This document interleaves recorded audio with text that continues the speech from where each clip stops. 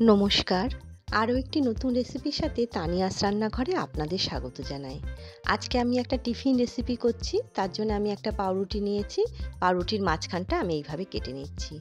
এই টিফিনটা কিন্তু স্কুলের বাচ্চাদের দিতে পারবেন, কলেজের ছেলেমেয়েদেরও দেওয়া যাবে বা বাড়িতেও নিজেদের জন্য করে খাওয়া যাবে। খুব অল্প সময়ে তৈরি হয়ে যায় আর খেতেও কিন্তু বেশ ভালো লাগে। মাঝখানটা আমি এইভাবে কেটে নিলাম। গ্যাস ওভেন অন করে আমি একটা ফ্রাই প্যান বসিয়েছি, তাতে আমি 1 চামচের মতো বাটার দিলাম। এবার পাউরুটিটা এর মধ্যে দিয়ে দিলাম।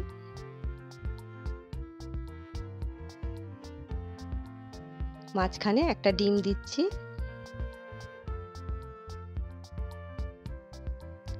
একদম জিরি করে কেটে রাখা পেঁয়াজ, টমেটো দিচ্ছি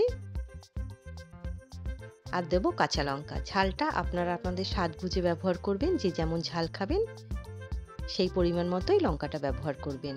স্বাদ অনুসারে সামান্য একটুখানি নুন আর একটু গোলমরিচের গুঁড়ো দিচ্ছি।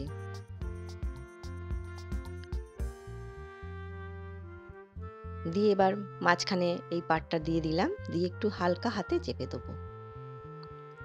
এর ওপরে আমি বাটার লাগিয়ে দিচ্ছি।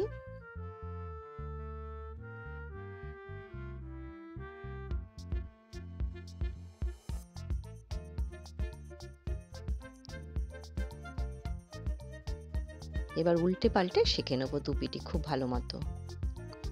ভিডিওটা দেখে যদি আপনাদের ভালো লাগে তাহলে অবশ্যই লাইক, কমেন্ট, শেয়ার আর সাবস্ক্রাইব করবেন। যে সকল বন্ধুরা ফেসবুক থেকে দেখছেন তারা একটা লাইক দিয়ে অবশ্যই পেজটিকে ফলো করবেন।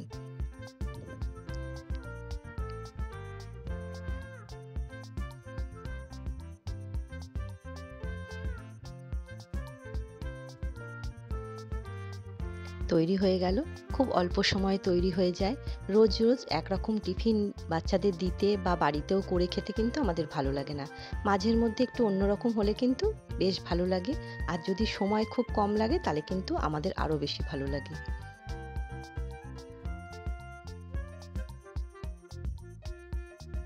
দেখুন কতটা সুন্দর হয়েছে, আর খেতেও কিন্তু বেশ ভালো লাগে। আমি টমেটো সস আর জিরি করে শসা আর পেঁয়াজ কুচিয়ে নিয়েছিলাম, তাই দিয়ে পরিবেশন করেছিলাম। বেশ ভালো লেগেছিল খেতে। আপনাদের যদি ভালো লাগে ছোট্ট একটা কমেন্ট করে আমাকে জানাতে ভুলবেন না।